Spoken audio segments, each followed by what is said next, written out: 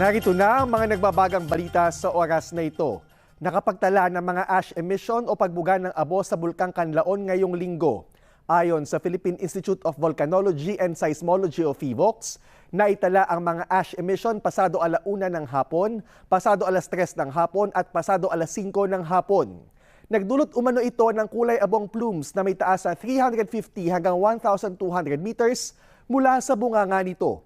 Sa ngayon ay nasa alert level 2 pa rin ang bulkan. Samantala, nakuha na naman ng video ang tila makapal na usok na lumabas sa ibabang bahagi ng Bulkang Mayon ngayong pasado 6:00 ng gabi. Ayon sa uploader ng video na si DJ Diosa KC, labis nilang ikinagulat ang kanilang nakita. Bago pa ito, kanina mag-alas 3 ng madaling araw, may naitalaring short-lived lava fountaining ang PHIVOLCS sa Bulkang Mayon. Patuloy din umano ang effusive eruption ng bulkan na nagdulot ng incandescent lava flows, pyroclastic density currents o uson at mga pagguho ng bato.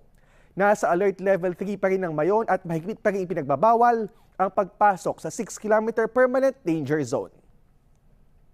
At yan ang mga nagbabagang balita sa oras na ito. Ako po si Jervis Manahan.